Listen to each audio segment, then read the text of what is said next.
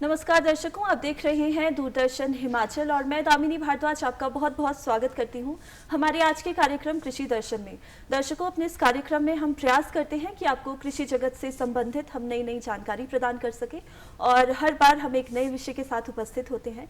तो आज जिस विषय के बारे में हम बात करेंगे वो है आज के संदर्भ में जौ की उपयोगिता, और इसके बारे में हमें जानकारी प्रदान होगी डॉक्टर दिनेश कुमार जी से, जो कि है head of department biochemistry in research potato research institute ICAR CPRI। तो आइए अपने कार्यक्रम को आगे बढ़ाते हैं और सबसे पहले डॉक्टर साहब, हम आपका बहुत बहुत स्वागत करते हैं हमारे आज के कार्यक्रम में। बहुत बहुत शुक्रिया, मुझे बुलाने के लिए बहुत बहुत आभार आपका। सर, जैसे अभी हमने आपका इंट्रोडक्शन दिया कि head of potato research institute, तो और बात हम आज करेंगे जौ के बारे में। तो सबसे पहले तो हम आपके थोड़े से एक्सपीरियंस के बारे में जानना चाहेंगे और इसी के साथ जानना चाहेंगे जौ के बारे में कि जौ को हम कैसे समझें। जी बिल्कुल सही। हालांकि मैं अभी आलू में पोटैटो रिसर्च इंस्टीट्यूट में हूँ और यहाँ मैंने जून 2023 में ही अपना पदभार ग्रहण किया है। इससे पहले मैं भारतीय गेहूं एवं जौ अनुसंधान संस्थान, जो कि करनाल में स्थित है, वहाँ पे 13 साल मैंने जौ पर काम किया है।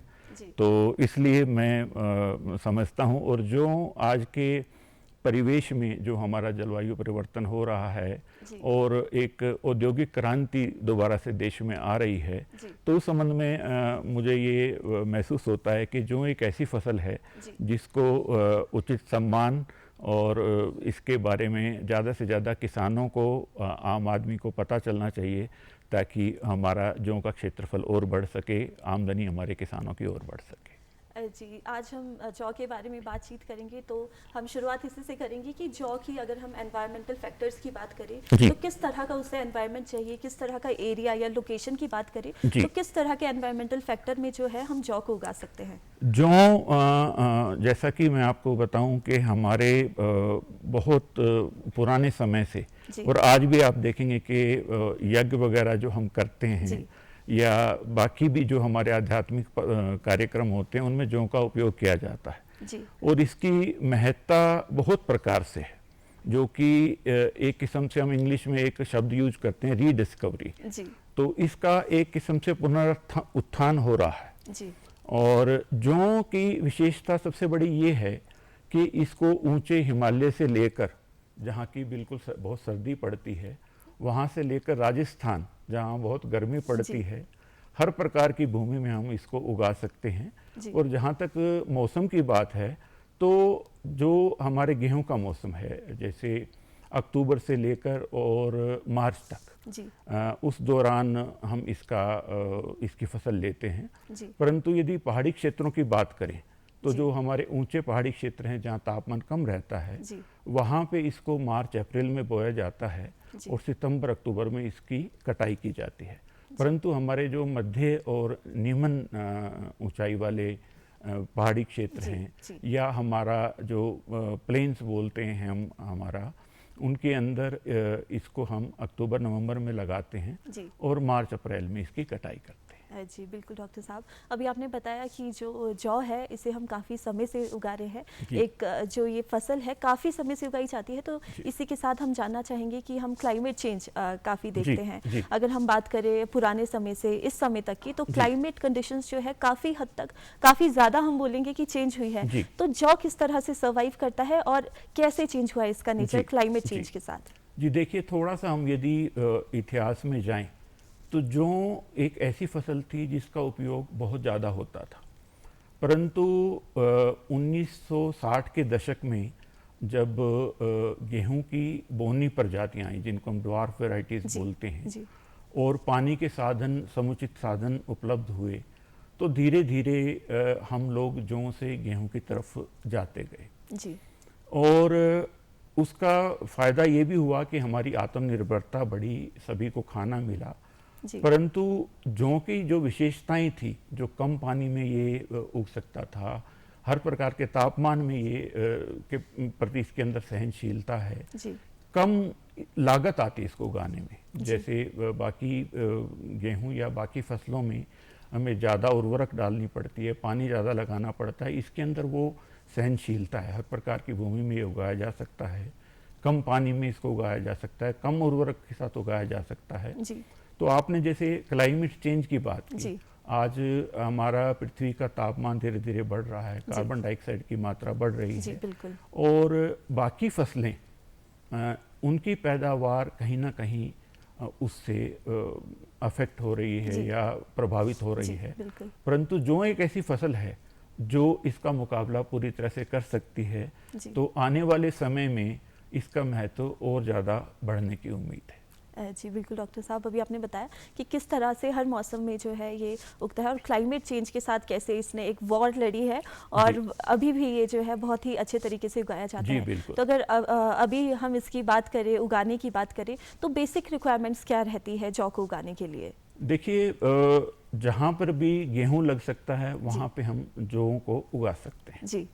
और दूसरी बात जो क्लाइमेट चेंज से ही जुड़ी हुई है, आज के समय में यदि क्लाइमेट चेंज हो रहा है या आपके पास इतने संसाधन नहीं है कि आप गेहूं उगा सकें या आपकी भूमि ऐसी है जहां पे गेहूं नहीं अच्छी पैदावार दे रहा, तो आप डेफिनेटली जौ की तरफ जा सकते हैं, जौ को उगा सकते हैं जी। और शुरुआत होती है बीज से जी। और सबसे पहले तो जो भी किसान जौ उगाना चाहता है उनसे मेरा निवेदन है कि वो उनके आसपास कृषि विश्वविद्यालय है या कृषि विज्ञान केंद्र हैं या राज्य सरकार के जो कृषि विभाग के कार्यालय हैं उनसे संपर्क करें, क्योंकि हर एक क्षेत्र के लिए जौ की अलग अलग प्रजाति जो है वो अनुमोदित की गई है और उसका बीज प्राप्त करने के लिए भी वो कृषि विश्वविद्यालय से या भारतीय बीज निगम है, राज्य बीज निगम है, उनसे लें और अच्छे प्रकार का बीज प्रयोग करें ताकि उनकी पैदावार अच्छी हो। जी डॉक्टर साहब, अभी हम बीज की ही बात कर रहे हैं तो हम आपसे जानना चाहेंगे, जैसे हम वैरायटी देखते हैं सीड्स में, बीज में अलग अलग तरह की वैरायटी देखते हैं, हाई यील्ड वैरायटी है, अलग अलग तरह की जो है वैरायटी हमें देखने को मिलती है, तो क्या जौ में भी, जौ के सीड्स में भी ऐसी ही वैरायटी देखने को मिलती है और कहाँ से हम प्रॉपर एजुकेशन ले सकते हैं इसके रिगार्डिंग? देखिए, हर एक फसल की तरह जौ में भी बहुत सारी प्रजातियाँ बनी हैं जी और आज की तारीख में हम देखें तो करीब 100 के करीब कुल प्रजातियां भारत में हैं जौ की जी। तो मेरा किसान भाइयों से ये हार्दिक निवेदन है कि जो अभी की रिलीज हुई वैरायटी जिनको हम नई किस्में कहेंगे उनको प्रयोग करें, क्योंकि नई किस्मों की पैदावार भी अच्छी होती है और उनमें रोग प्रतिरोधकता भी बहुत अच्छी होती है जी। क्योंकि पुरानी किस्में कुछ ना कुछ उनमें कमी होती है, उनसे बेहतर ही हम नई किस्में लाते हैं, तो नई किस्मों का प्रयोग करें। और हम आज क्योंकि शिमला में बैठे हैं और दूरदर्शन के हिमाचल प्रदेश के केंद्र पर हैं, तो हमारा जो हिमाचल प्रदेश के लिए जो नई किस्म आई है तो हिम पालम करके किस्म आई है जो कि पालमपुर कृषि विश्वविद्यालय ने अभी अनुमोदित की है, वो सबसे नई किस्म है और इसको मध्य और निम्न जो हमारे पहाड़ी क्षेत्र हैं उसमें उगाया जा सकता है। उसके अलावा खाने के अंदर जो हम मतलब मनुष्य के खाने की जहाँ तक बात करते हैं तो BH352 करके एक किस्म है, उसको प्रयोग करते हैं और एक और किस्म है जो पशुओं के लिए ज़्यादा प्रयोग की जा सकती है, वो BH380 और BH400 है। जी बिल्कुल डॉक्टर साहब, आपने हमें बहुत ही महत्वपूर्ण जानकारी दी है कि अभी जो है नई पैदावार आई है, नई किस्म के हमें सीड मिल रहे हैं और कहाँ से हमें लेने हैं और किस तरह के सीड जो है हमें लेने हैं और हमें एक प्रॉपर डिपार्टमेंट से ही वो लेने चाहिए।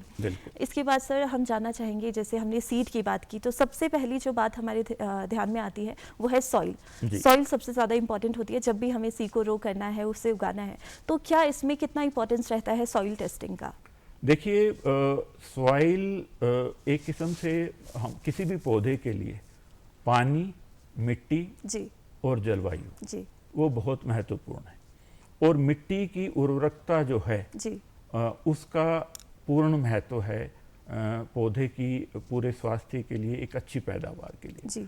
तो हम सदा ये प्रार्थना करते हैं अपने किसान भाइयों से कि कोई भी फसल लगाएं उससे पहले मिट्टी की जांच जरूर करवाएं कि मिट्टी में कितने पोषक तत्व हैं और कितना डालने की जरूरत है। कई बार हमारी मिट्टी में पोषक तत्व भरपूर होते हैं और हम उर्वरक का प्रयोग करते हैं तो वो एक किस्म से पैसे का भी नुकसान है। दूसरा, ज़्यादा उर्वरक यदि हम मिट्टी में डालते हैं तो मिट्टी की उपजाऊ क्षमता भी प्रभावित होती है और यदि किसी पोषक तत्व की कमी है तो उसका हमारे सॉइल टेस्टिंग से पता चल जाता है, तो हम उस कमी को जब पूरा करेंगे तो हमें पैदावार बेहतर मिलेगी, गुणवत्ता भी बेहतर होगी। जी डॉक्टर साहब, जैसे अभी हमने टाइप्स सीड के टाइप्स की बात की थी, तो जब हम प्लांट उगाते हैं तो प्लांट्स की भी हम वैरायटी देखने को मिलती है, अलग अलग टाइप्स के देखने को मिलते हैं, तो हम इसके बारे में थोड़ा सा आपसे जानना चाहेंगे। हाँ, बहुत आपने उत्कृष्ट सवाल पूछा है। देखिए, बाकी फसलों के अलावा जौ में थोड़ा सा अलग अलग प्रकार के पौधे हमें मिलते हैं। एक तो जौ आप देखेंगे कि उसका छिलका, कुछ ऐसी किस्में होती हैं जिनका छिलका चिपका रहता है तो उनको छिलका सहित या इंग्लिश में हर्ड या हस्क्ड जौ बोलते हैं।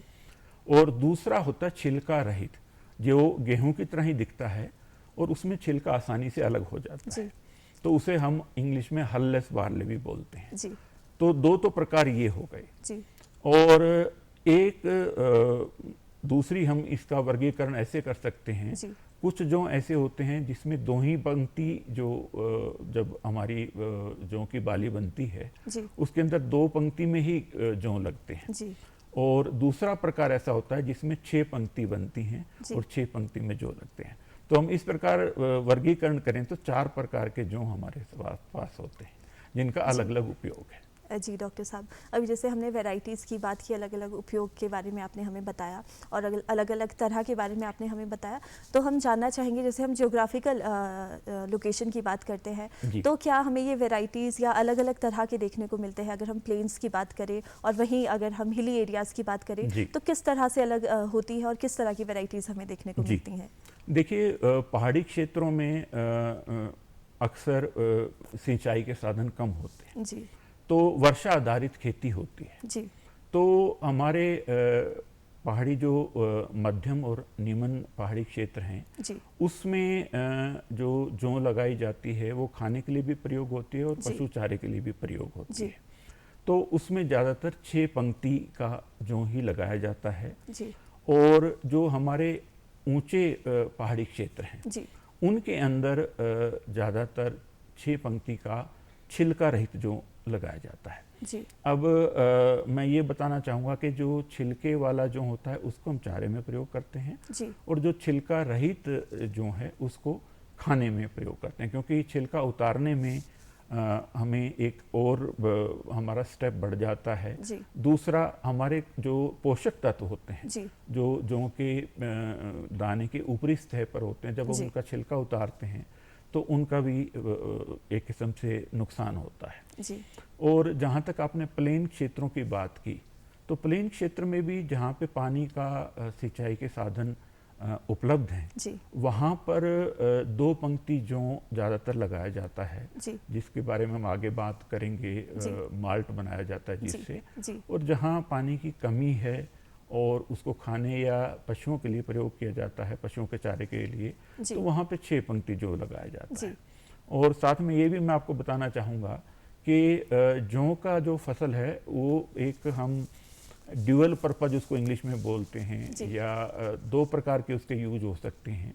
पहाड़ी क्षेत्रों में उसको 70 दिन पर काट लिया जाता है और उसको हरे चारे के रूप में प्रयोग किया जाता है और बाद में वही पौधा दोबारा उगकर दाने देता है हमें। और मैदानी क्षेत्रों की हम बात करें तो उसको 60 से 65 दिन में हम हरे चारे के लिए काट कर बाद में उसकी दानों की फसल भी ले सकते हैं। जी सर, अभी आपने बताया कि किस तरह से प्लेन और इसमें डिवीजन है, किस तरह से अलग अलग हम उगा सकते हैं और किस तरह का डिफरेंस इसमें रहता है। इसी के साथ मेरे मन में ये सवाल आ रहा है कि जैसे हम मल्टी क्रॉपिंग की बात करते हैं, एक ही खेत में हम अलग अलग प्रकार की फसलें उगाते हैं, जैसे आलू एक जगह लगा दिए, टमाटर एक जगह, इस तरह से अगर हम मल्टी क्रॉपिंग की बात करें तो क्या ये जौ के साथ भी हो सकता है? क्या जौ के साथ भी हम अलग अलग तरह की किस्में उगा सकते हैं, फसलें उगा सकते हैं?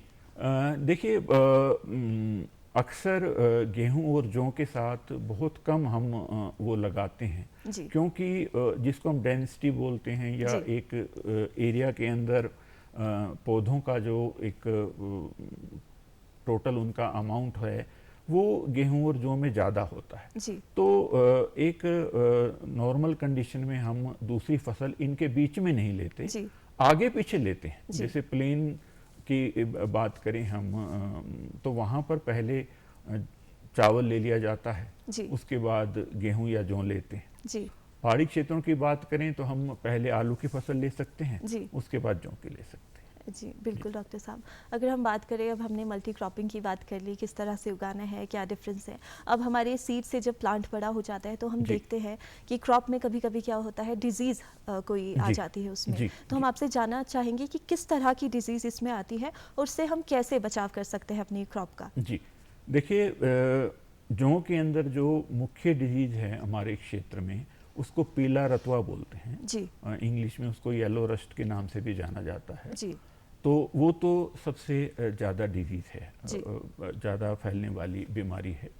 उसके अलावा इंग्लिश में हम बोलते हैं कवर्ड समट या कंगियारी भी उसको हिंदी में कहा जाता है, और एक लूज समट होती है, ये काले रंग के दाने हो जाते हैं, दानों में आते हैं। तो सबसे ज़रूरी तो ये है कि हम जो बीज लें, जैसा कि मैंने शुरू में भी आपसे कहा था, ऐसे सोर्स से लें जो उच्च क्वालिटी का बीज हमें दें, क्योंकि ज़्यादातर बीमारी हमारे बीज से फैलती हैं। जैसे ये कंगियारी या मैंने स्मट की बात की, ये बीज से ही आती हैं। तो बीज का सोर्स यदि हमारा अच्छा होगा तो हम इन बीमारी से बच सकते हैं। दूसरा, इन बीज को हम ट्रीट भी करते हैं, इनका उपचार भी करते हैं बोने से पहले।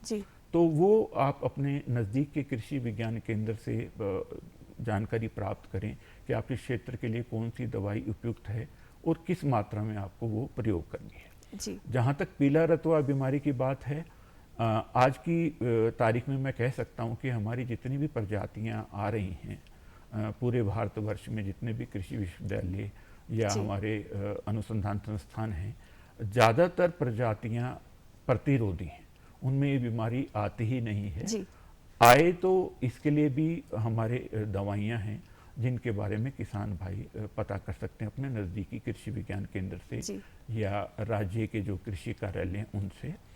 उसके अलावा जौ में एक चेपा या एफिड हम बोलते हैं, वो एक ज़रूर एक समस्या हो जाती है किसी किसी सीजन के अंदर। तो उसके लिए भी दवाई का ही प्रयोग करना पड़ता है, और वो शुरुआत होती है खेत के शुरुआत में। तो जैसे ही वो दिखाई दे, एफिड या चेपा उसको हम बोलते हैं हिंदी में, तो उसके लिए शुरू के जो 10-15 मीटर का क्षेत्र है उसमें तुरंत दवाई का छिड़काव करें। दवाई की जानकारी अपने नज़दीकी कृषि विज्ञान केंद्र से या राज्य के जो कृषि कार्यालय हैं उनसे पता करके, और उसी मात्रा में जो वो बताएं, ना कम ना ज़्यादा, और उसका करके हम सबसे ज़रूरी बात यह है कि हम यदि प्रतिरोधी किस्में लें तो हम हर प्रकार की बीमारी से बचाव कर सकते हैं। जी डॉक्टर साहब, इसके बाद अगर हम बात करें न्यूट्रिशनल वैल्यू की, तो हम जानते हैं कि जो बार्ले है बहुत बखूबी जाना जाता है अपनी न्यूट्रिशनल वैल्यू के लिए। तो हम आपसे उसी के बारे में जानना चाहेंगे कि किस तरह का इसमें न्यूट्रिशन होता है, किस तरह की हमें तत्व इससे मिलते हैं और किस तरह से बेनिफिशियल है हमारे लिए। देखिए, यदि मैं कहूँ कि जिनको हम इंग्लिश में सीरियल्स बोलते हैं, और सीरियल्स में ईश्वर का वरदान 2 फसलों पर बहुत ज़्यादा है। एक तो बार्ले, जिसको हिंदी में हम जौ कहते हैं, जिस पर हम बातचीत कर रहे हैं, और दूसरा जई, जिसको हम इंग्लिश में ओट्स कहते हैं। और आपने देखा होगा कि आजकल ओट्स के जो जई के जो उत्पाद हैं उन पर बहुत लोगों का ध्यान है और उपयोग भी कर रहे हैं। परंतु मैं ये कहना चाहूँगा कि जौ शायद जई या ओट से भी एक बेहतर किस्म है, और इस किस्म को हम थोड़ा दुर्भाग्य कहेंगे कि जौ को हमने धीरे धीरे अपने खाने से बाहर कर दिया है, उतना इस पर ध्यान नहीं जा रहा, और किसान भी तभी उगाएगा जब उसकी मांग होगी। तो मैं यदि हमारे वैसे जो किसान भाइयों के अलावा भी दर्शक देख रहे हैं, उनको ये प्रार्थना करना चाहूँगा कि जौ को अपने भोजन में ज़रूर शामिल करें, क्योंकि जौ में, और यदि मैं गेहूँ, जौ, चावल, मक्का इनकी बात करूँ तो ईश्वर ने दो जो दाने हैं, ओट्स और बार्ले, जौ और जई, इनमें एक विशेष प्रकार का तत्व दिया है जिसे हम इंग्लिश में बीटा ग्लूकन कहते हैं, जी, जो अधिक मात्रा में जौ में पाया जाता है जी। और ये बहुत ही स्वास्थ्य प्रदान करने वाला या लाभ प्रदान करने वाला तत्व है, जो कि जौ में एक अधिक मात्रा में पाया जाता है। जी डॉक्टर साहब, अभी हमने न्यूट्रिशनल वैल्यू के बारे में जाना, तो इसी के साथ मैं जानना चाहूँगी, जैसे हम आजकल लाइफस्टाइल डिजीजेस जो है बहुत देखते हैं और ओट्स और बार्ले का हम रेगुलर जो है घर पे यूज़ करते हैं, तो क्या ये किसी स्पेसिफिक डिजीज़ कोई ऐसी है जिससे हेल्प करता है हमें उसे ओवरकम करने में या हेल्प करता है हमारी हेल्थ के लिए? तो हम आपसे जानना चाहेंगे कि किस तरह से ये बेनिफिट देता है किसी पर्टिकुलर डिजीज़ में।